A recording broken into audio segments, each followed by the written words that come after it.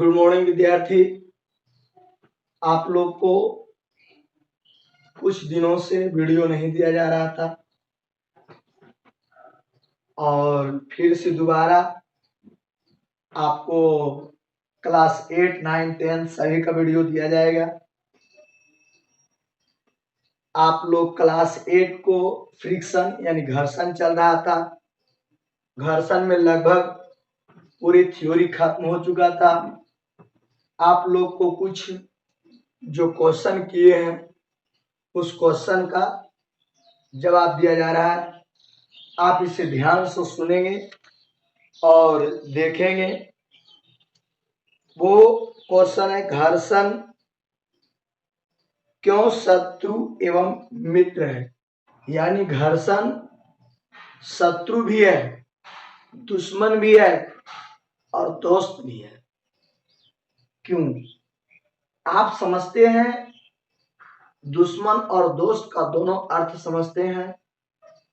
यदि दुश्मन है तो वह आपके शरीर से लेकर करके संपत्ति तक, मैंने घर्षण का दुश्मन का बात नहीं कर रहा हूं, किसी चीज की। यदि आदमी आदमी के बीच दुश्मनी निभाता है तो आप जानते हैं कि संपत्ति है, घर द्वार है, परिवार है और जानलेवा, इन सब चीजों पर भारी पड़ जाता है, नुकसान पहुंच जाता है, जान चली जाती है, संपत्ति नष्ट होता है। यह हुआ शत्रु होने का, उसके परिणाम। जब शत्रु होगा तब उसका परिणाम। और दोस्त का मतलब होता है, आप जानते हैं, आपको विकट परिस्थितियों में सहयोग करना, मदद करना, आपका शरीर को किसी कार्य के लिए है ने सहमत करना, सहयोग करना और साथ ही साथ आपके परिवार और आपकी संपत्ति, मतलब विपरीत। तो उसमें था आपकी संपत्ति, आपके शरीर को नुकसान पहुंचाना, और यहाँ पर होगा कि आपकी संपत्ति, आपके परिवार, आपका मित्र है ने, जो मित्र होगा वो आपको लाभ पहुंचाएगा। आप अपने में दोस्ती निभाते हो तो जिन विद्यार्थियों के पास बुक किताब नहीं होते हैं, आप उन्हें किताब को सहयोग करते हो। ये उन्हें आर्थिक रूप में मदद किया। यदि कोई काम होता है, सॉरी, हाँ, तो विद्यार्थी आपने सुना कि यदि कोई विद्यार्थी, आपको कोई काम है और आपके वो दोस्त है, मित्र है, तो आपको उस काम में भी मदद करते हैं, सहयोग करते हैं। यानी पारिवारिक रूप में मित्र भी एक परिवार होता है। तो यहाँ पर हम लोग को क्वेश्चन में ही है कि घर्षण मित्र भी है और शत्रु है, तो कैसे? क्योंकि आप हानि कहने का मतलब, शत्रु कहने का मतलब आपको हानि पहुंचाएगा और मित्र कहने का मतलब आपको सहयोग करेगा, लाभ देगा। आपने पढ़ा था कि घर्षण आवश्यक दोष है, मतलब आवश्यक भी है, जरूरी भी है और दोष भी है। कैसे? सपोज दैट घर्षण के बिना हम चल नहीं सकते, तो घर्षण आपको चलने में सहयोग कर रहा है तो मित्र हुआ। और जब चलते हैं तब चप्पल, जूता का सॉल, यानी मोटे भाषा में कहिए चप्पल खिया गया, टूट गया, तो वो आपको नुकसान हुआ, वो नुकसान हुआ। इसलिए एक ही समय में दोनों कार्य हो रहा है कि घर्षण के बिना चल नहीं सकते हैं, ये आवश्यक हुआ, और चलने से आपके पैर के जो चप्पल है, जूते हैं, वो खिया जाते हैं, टूट जाता है, ये हुआ आपके लिए दोष। तो समझ गए होंगे बात, ये आपको हानि हो रहा है। साइकिल चलाते हैं, टायर घिस जाती है, बॉल बेयरिंग लगाते हैं, पंखा में बेयरिंग लगाते हैं, बेयरिंग लगाते हैं तो काफी स्पीड चलता है, गति चलता है तेजी से, ये आवश्यक है। लेकिन उसको चलने से, आप सुने होंगे, पंखे का बेयरिंग टूट गया, तो ये टूट कब जाता है? घर्षण से। उनके दो सतहों के बीच जो घर्षण लगा, उस घर्षण से बैरिंग धीरे धीरे, आप बोलते हो उसको खिया जाना, हम बोलते हैं साइंस में नष्ट हो जाना, और नष्ट हो जाने के बाद वो टूट जाता है। तो ये हुआ नुकसान, हानि। इसलिए इस भाग को शत्रु कहेंगे, और जो आपके पंखा गति किया बैरिंग के सहारे, वो मित्र। आप देखते हो कि कुएं से पानी को निकालने के समय यदि बैरिंग लगा करके कुएं से पानी निकाला जाता है, यहाँ पर आप देखते होंगे, अब तो कुआं खत्म हो गया, ये बैरिंग है, यहाँ से पानी खींची जाती है। तो यदि हम रस्सा खींचते हैं, यहाँ पानी है विद्यार्थी, यहाँ खींचते हैं तो आसानी से ऊपर आता है। लेकिन यदि बैरिंग को निकाल करके पानी खींचते हैं रस्सा को, तो ज्यादा बल लगाना पड़ता है।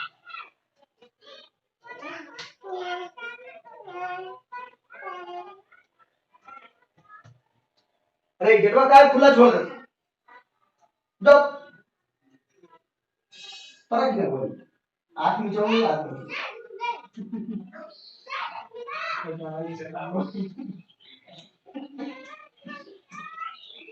तो देखिए विद्यार्थी, ये कि यदि हम घिरनी लगाते हैं, यानी पंखी लगाते हैं, यानी बैरिंग लगाते हैं, इसको अपना अपना भाषा में बोला जाता है, तो खींचने में सुविधा होता है, लाभ होता है। तो ये हो गया आवश्यक, इसको लगाना बहुत जरूरी है, इससे हमको बल कम लगाना पड़ेगा, काम ज्यादा होगा।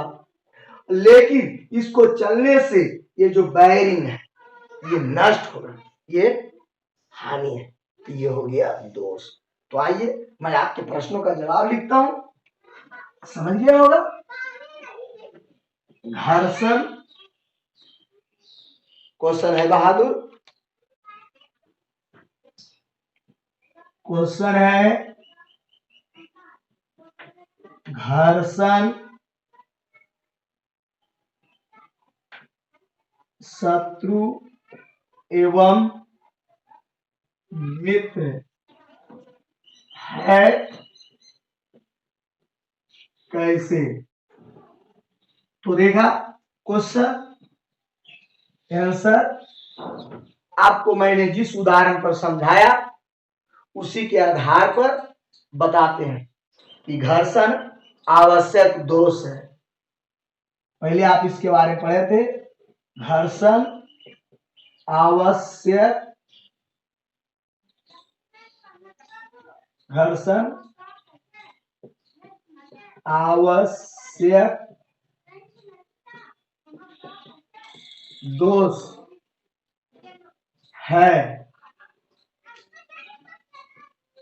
क्योंकि घर्षण के बिना चल नहीं सकते हैं। तो यहां से विद्यार्थी जी है न, घर्षण आवश्यक दोष है न, क्योंकि घर्षण के बिना चल नहीं सकते। ये हो गया मित्र के रूप में। तथा चलने से चप्पल एवं जूते घिस जाता है। तो विद्यार्थी, घिस जाना दोष हो गया, शत्रु हो गया, और उसके मदद से चलना वो क्या हो गया विद्यार्थी, मित्र हो गया।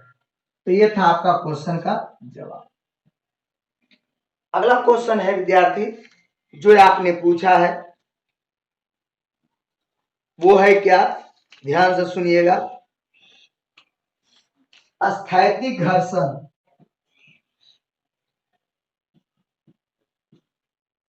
स्थैतिक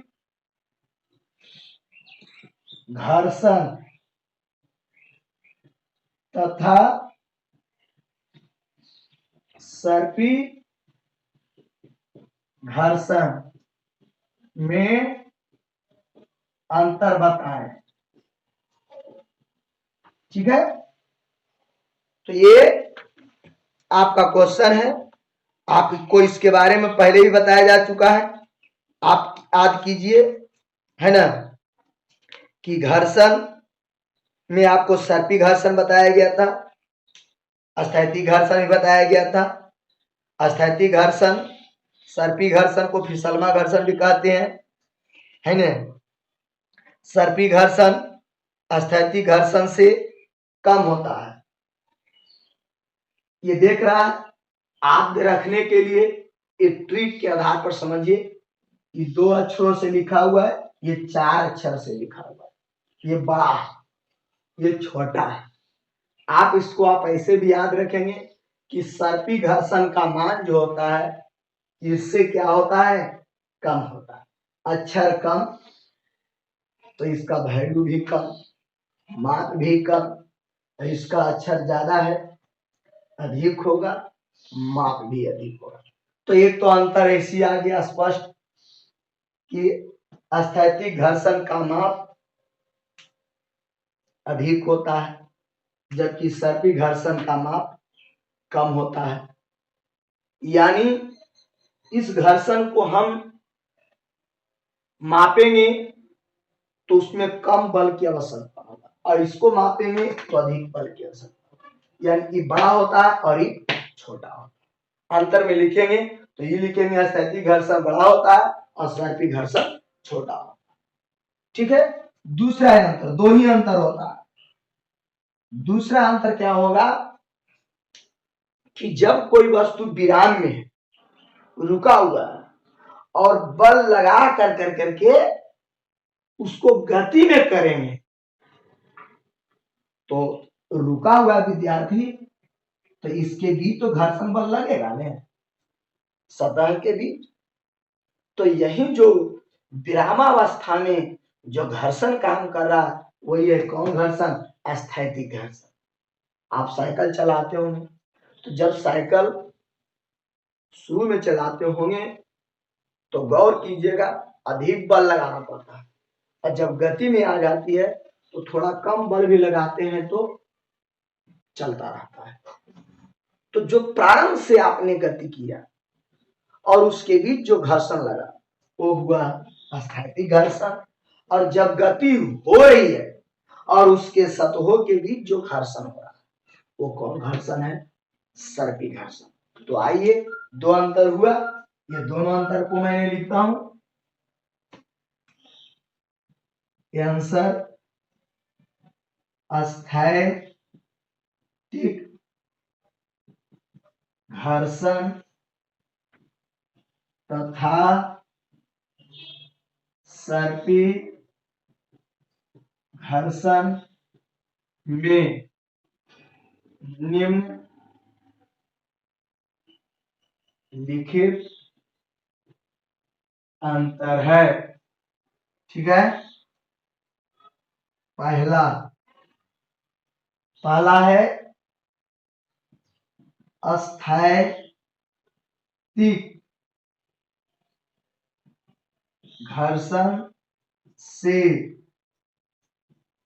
सर्पी घर्षण का मान कम होता है। ठीक है, स्थैतिक घर्षण से सर्पी घर्षण का मान कम होता है। और दूसरा अंतर है विद्यार्थी, विराम से गति में लाने के लिए जो घर्षण उत्पन्न होता है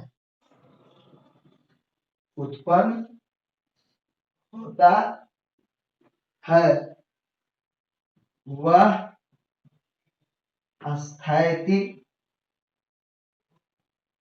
घर्षण का माप है, जबकि गति की अवस्था में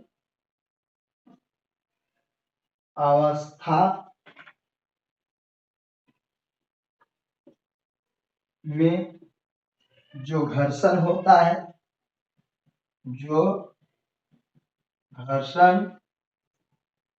होता है, वह सर्पी घर्षण का माप होता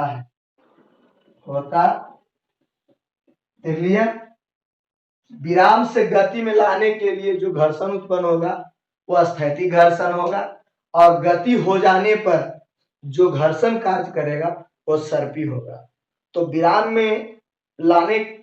विराम से गति में लाने के लिए आपको शुरू में अधिक बल लगाना पड़ता है, इसलिए वो स्थैतिक घर्षण का माप होता है जो बड़ा, और सर्पी घर्षण गति को कायम रखने के लिए होता है जिसका माप कम होता है। तो ये आपके प्रश्नों का जवाब। आगे का क्वेश्चन ध्यान से देखेंगे।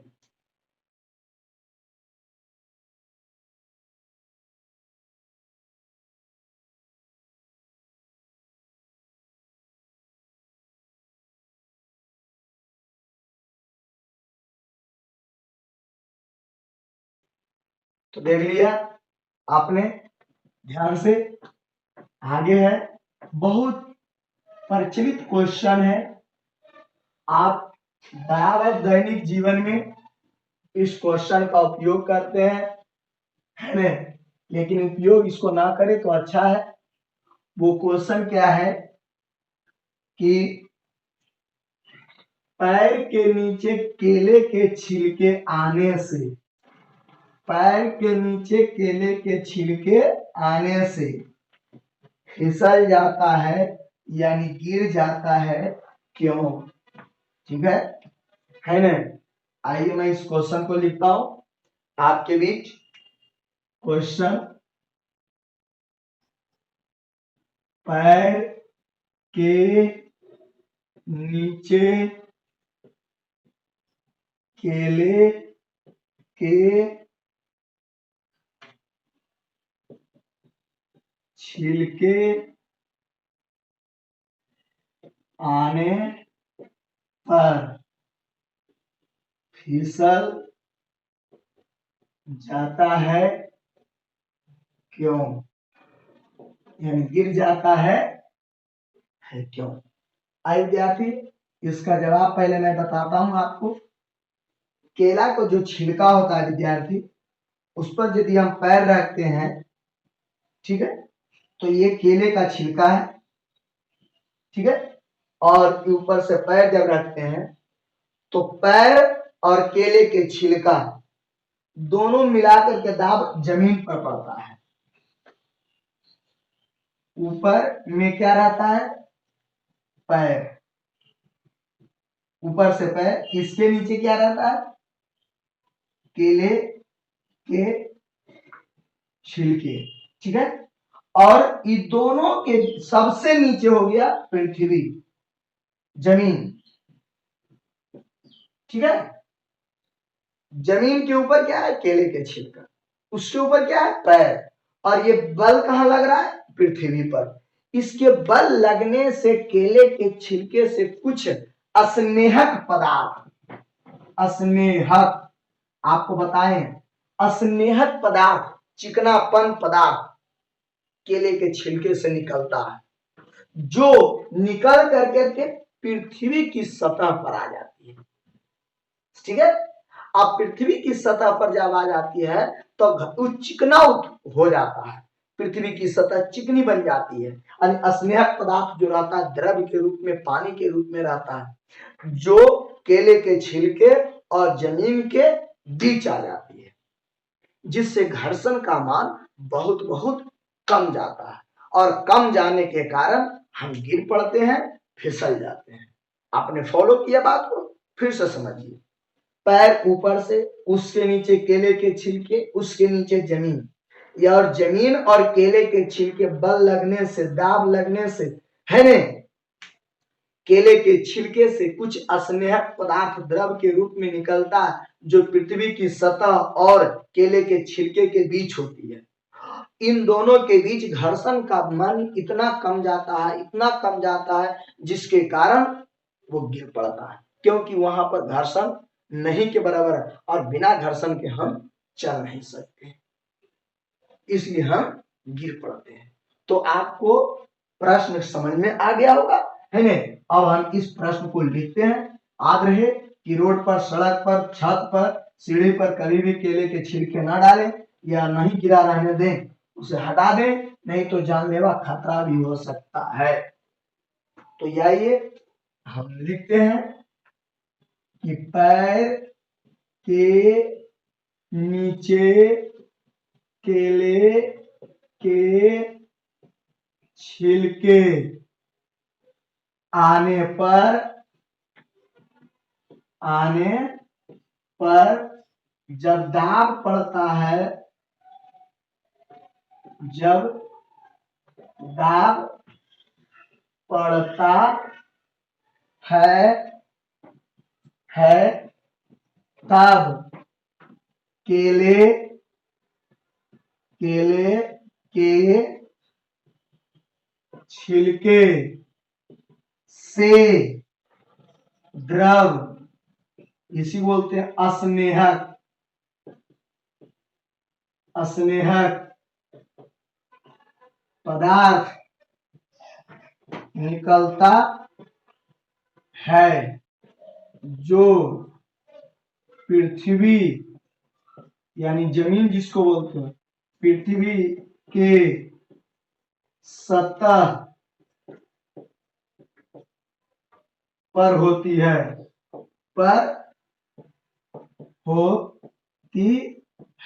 जो घर्षण को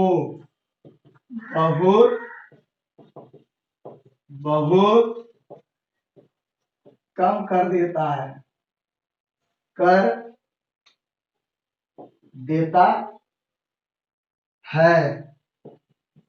जिसके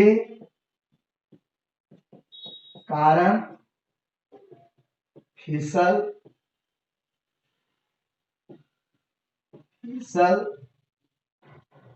जाता है।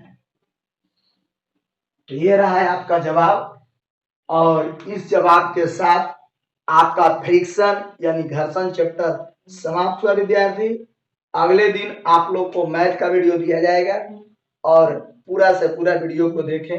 जो बच्चा इससे नए जुड़ रहे हैं, है ना, वो चैनल को सब्सक्राइब कर देंगे और घंटी को भी दबा देंगे, और एक आवश्यक और जरूरी, है ना, के साथ साथ नई जानकारी है कि संभावना बताया जा रहा है कि 1 सितंबर से क्लास खुलने का संभावना है। उसके कुछ खास नियम है, उस नियमों के तहत आपको बताया जाएगा। जब 20 अगस्त पार करेंगे तब हम आपको बताएंगे कि वो कौन कौन से नियम है जो क्लास खुलने पर आपको और हमें लागू करना पड़ेगा, सरकार के नियमों को फॉलो करना पड़ेगा, है नहीं। तो ये सूचना मिला है, समाचार के द्वारा आप भी देख सकते हैं, सुन सकते हैं। तो ठीक है, आज हम इस वीडियो के साथ ये चैप्टर समाप्त करते हैं। जय हिंद।